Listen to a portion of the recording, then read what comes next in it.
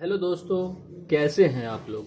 Current affairs today का आज 79 episode आप लोगों के बीच लेके आया हूं, जिसमें आज का जो टॉपिक है वह हम लोग देखने वाले हैं भूगोल एवं आपदा प्रबंधन से। इसमें चक्रवात एवं चेतावनी हेतु कलर कोडिंग के बारे में देखेंगे और यह चर्चा में क्यों है। तो ये जो मैगजीन है यह दृष्टि के द्वारा दिया जाता है और जो यूपीएससी या विभिन्न स्टेट पीएसएस की तैयारी करते हैं तो उनके लिए ये बहुत ही ज़्यादा महत्वपूर्ण है हिंदी माध्यम के स्टूडेंट के लिए। क्योंकि दोस्तों आपको पढ़ाई के साथ जो सिलेबस है, सिलेबस के साथ आपको करंट अफेयर, उससे रिलेटेड जो करंट अफेयर्स है उसको आपको साथ में लेके चलना होगा। तो ये जो है भूगोल एवं आपदा प्रबंधन, भूगोल क्या है, जीएस के पेपर जो फर्स्ट है उसका है यह सिलेबस, और जीएस 3 में है आपदा प्रबंधन। तो यहाँ से आपको दोनों यानी जीएस पेपर फर्स्ट और 3 कवर होगा। ठीक है, जैसे देखते हैं कि चक्रवात, तो चक्रवात से संबंधित तो आप पूछेगा नहीं चक्रवात क्या होता है।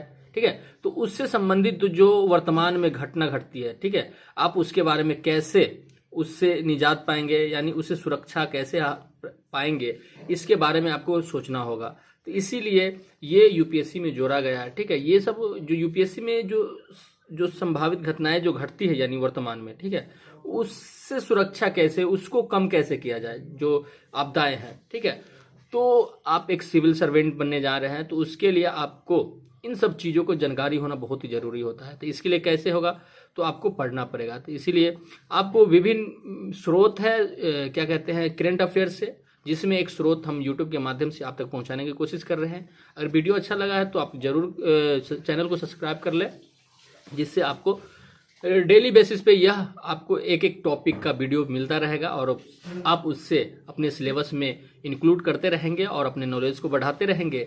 दोस्तों चर्चा में क्यों है, तो एक और बात बता दूं कि अगर आप इसके पीडीएफ लेना चाहते हैं प्रतिदिन का, तो आप इसी चैनल के अबाउट में जाएंगे तो वहाँ टेलीग्राम का लिंक दिया गया है, वहाँ से आप ज्वाइन कर सकते हैं और इसका जो पिक हम पिक के फॉर्म में भेजते हैं, ठीक है, वहाँ से आप प्राप्त कर सकते हैं।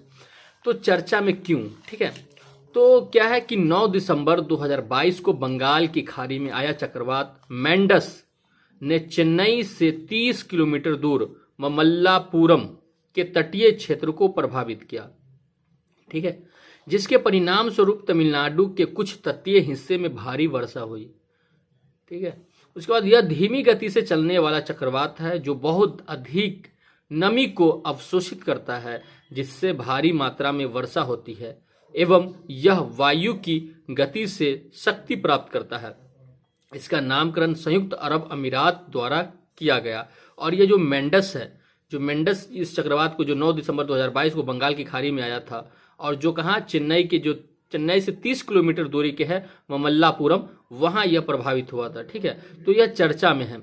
तो आगे क्या है कि इसी में हम पढ़ेंगे कि चक्रवात का निर्माण कैसे होता है, ये आप सभी को पता ही होगा। वैसे इसमें भी तो हल्का सा जान लेते हैं। उसके बाद जो मैन है कि बम चक्रवात क्या होता है, बम चक्रवात वास्तव में हरिकेन से कैसे भिन्नता है। उसके बाद चक्रवातों से संबंधित चेतावनी एवं जानकारी के लिए भारत मौसम विभाग IMD की कलर कोडिंग प्रणाली, ठीक है, कह रहा है कि चक्रवात एवं चेतावनी हेतु कलर कोडिंग, इसको आपको बहुत ही ज्यादा जरूरी होता है कि कलर कोडिंग कैसे काम करता है। ठीक है, जैसे क्या है कि कलर कोडिंग हरा रंग क्या दर्शाता है, पीला रंग क्या दर्शाता है, ऑरेंज रंग क्या दर्शाता है और लाल रंग क्या दर्शाता है। इन सभी मुद्दों के आज के इस वीडियो में देखेंगे। तो चलते हैं वीडियो के। चक्रवात का निर्माण कैसे होता है ये देख लेते हैं कुछ शॉर्ट फॉर्म में। ठीक है, वैसे इसका डिफिनेशन बहुत ही ज्यादा है, बहुत ही फॉर्म में है, आप अगर सिलेबस में पढ़ेंगे तो बहुत अच्छे से पढ़ेंगे। यहाँ हल्का सा देख लेते हैं कि पहला पॉइंट है कि जब उत्तरी और दक्षिणी दोनों गोलार्धों में आवर्त सकारात्मक होती है, जैसे कि रॉजवी तरंगों के मामले में होता है, तो आवर्त की बाह्य जो परत में मौजूद आर्द्र या नम हवा थोड़ी ऊपर उठती है, यह आगे की प्रक्रिया की शुरुआत करने के लिए पर्याप्त होती है। उसके बाद है कि अगला कि जब वायु थोड़ा ऊपर उठती है तो जलवाष्प संघनित होकर बादल का निर्माण करती है और संघनित होते ही वाष्पीकरण की गुप्त ऊष्मा को बाहर निकालती है। अगला पॉइंट है कि वातावरण गर्म होता है तब वायु ऊपर की ओर उठती है। ठीक है, और इस प्रक्रिया में सकारात्मक प्रतिक्रिया उत्पन्न होती है। उसके बाद है कि आसपास की वायु का हल्का होने की वजह से वायु का यह गर्म भाग और ऊपर उठता है तथा घने बादलों का निर्माण करता है। इस बीच दोनों तरह से वायु आर्द्र हो जाती है, जिसके परिणाम स्वरूप कुछ अन्य स्थितियों की उपस्थिति में चक्रवात का निर्माण हो जाता है।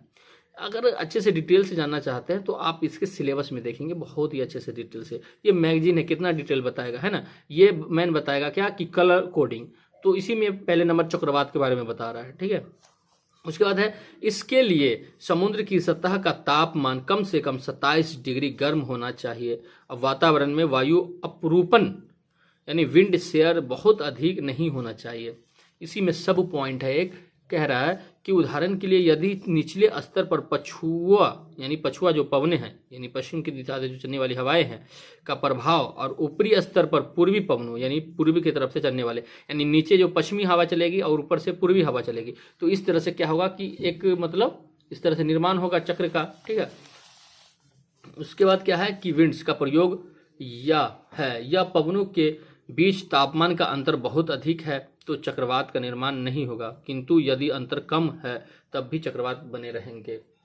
अगर यानी तापमान, अगर ये मौसम में तापमान जो है बहुत अंतर जो है बहुत ज़्यादा है तो चक्रवात का निर्माण नहीं होगा, ठीक है। नीचे की हवाएं और ऊपर की हवाएं जो चलती है उसमें अगर ताप हल्का भी अंतर होगा तो चल सकता है, चक्रवात का निर्माण होता है। उसके बाद है अगला पॉइंट है कि सभी प्रकार के बादलों के साथ विरहद एवं ऊर्ध्वाधर भंवर वर्टेक्स होगा। जब वे मजबूत हो जाएंगे तो तीव्रता से घूमेंगे और विरहद तूफानों का रूप धारण कर लेंगे। और क्या होता है कि जब यह विरहद एवं ऊर्ध्वाधर भंवर होंगे तो यह मजबूत हो जाएंगे और तीव्रता से घूमने और विरहद तूफानों के रूप धारण कर लेते हैं, ठीक है। उसके बाद है कि बम चक्रवात क्या है, ठीक है, बम साइक्लोन। तो जिसमें पहला पॉइंट है कि एक बम चक्रवात एक प्रकार का तूफान है जो आमतौर पर सर्दियों के समय में समुद्र के ऊपर या समुद्र तट पर विकसित होता है। जिसमें अगला पॉइंट है कि एक बम चक्रवात में तीव्रता में अचानक वृद्धि होती है। बम चक्रवात का निर्माण तब होता है जब पृथ्वी की सतह के पास की हवा वायुमंडल में तेजी से ऊपर उठती है, जिससे बैरोमेट्रिक दबाव में अचानक गिरावट यानी 24 घंटे के भीतर कम से कम 24 मिलीबार आती है। यानी अचानक जो गिरावट होती है वह 24 घंटे में लगभग 24 मिलीबार जो होता है बैरोमेट्रिक में जो दबाव है, ठीक है, वह 24 मिलीबार घट जाता है। तो इस तरह से वहाँ जो बम चक्रवात उत्पन्न होता है। अगला है कि यह समशीतोष्ण अक्षांशों में शुरू होता है और तेजी से मजबूत होता है। इसके केंद्र में वायुमंडलीय दबाव तेजी से कम होता है। यह एक प्रक्रिया जिसे अब बॉम्बोजेनेसिस कहा जाता है। अगला पॉइंट है कि जैसे जैसे केंद्रीय दबाव तेजी से कम होता है विस्तार से हवा की गति में विस्फोटक तीव्रता भी आती है। उसके बाद है कि बम चक्रवात वास्तव में हरिकेन से कैसे भिन्न होता है। जिसमें पहला पॉइंट है कि हरिकेन उष्णकटिबंधीय क्षेत्रों में बनते हैं और गर्म समुद्रों द्वारा संचालित होते हैं। इस कारण से वे गर्मियों में सबसे आम होते हैं जब समुद्री जल सबसे गर्म होता है। उसके बाद है कि अगला कि इसके विपरीत बम चक्रवातों को बनने के लिए समुद्र के गर्म जल की आवश्यकता नहीं होती है।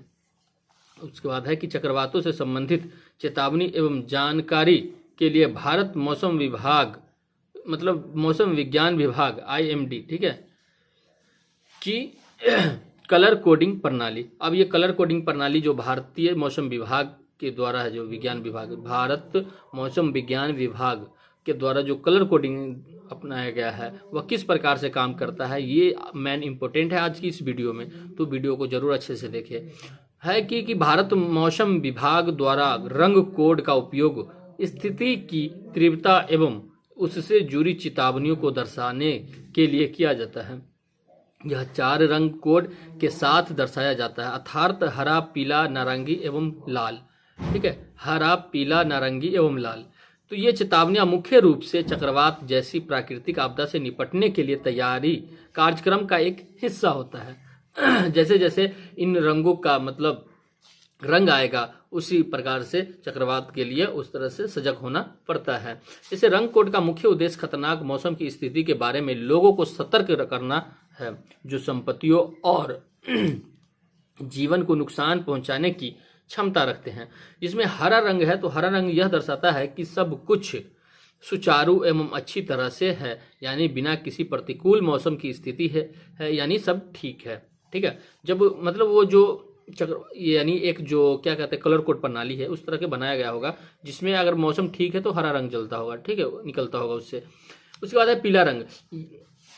इस रंग का कोड विज्ञान क्या कहते हैं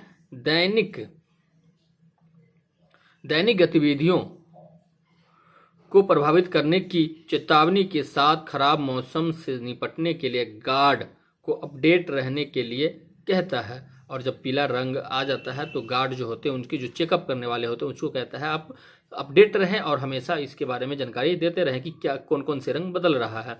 उसके बाद अगला है कि ऑरेंज रंग। ठीक है, ऑरेंज कलर कोड जो होता है अलर्ट रहने या तैयार रहने का संकेत देता है।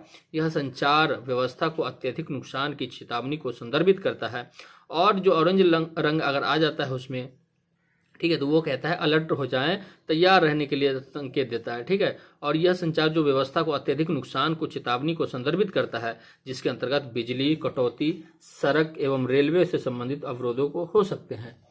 ठीक है, उसके बाद है कि ऑरेंज अलर्ट निकासी एवं परिवारों के लिए बुनियादी आवश्यकताओं को तैयार रखने का भी संकेत है। उसके बाद है कि अगला पॉइंट है कि लाल रंग क्या है। तो लाल रंग चेतावनी का उच्चतम स्तर है जो अधिकारियों को कार्रवाई करने के लिए सूचित करता है। ठीक है, यह एक ऐसी स्थिति है जिसमें खराब मौसम की स्थिति से जीवन को खतरा होता है। ऐसे में आपदा प्रबंधन प्रतिक्रिया टीमों की मदद से स्थिति को संभालने के लिए सभी उपाय किए जाते हैं। अब इससे रिलेटेड जो संभावित प्रश्न है वह है कि बम चक्रवात के बारे में बताते हुए भारतीय मौसम विज्ञान विभाग द्वारा चक्रवात प्रवण क्षेत्रों के लिए मौसम संबंधित चेतावनियों के लिए निर्धारित रंग संकेत के अर्थ की चर्चा कीजिए। तो दोस्तों इस तरह से आपको ये क्वेश्चन भी बन जाएगा। और कैसा लगा हमें कमेंट करके जरूर बताएं। और अगर आप नए हैं चैनल पे तो चैनल को जरूर सब्सक्राइब कर ले, जिससे मेरे आने वाली हर वीडियो आप तक पहले पहुंचे। और अपने दोस्तों के साथ भी शेयर करें जिससे उसे भी फायदा हो जाए। तो आज के लिए इतना ही, मिलते हैं नेक्स्ट एपिसोड में। जय हिंद।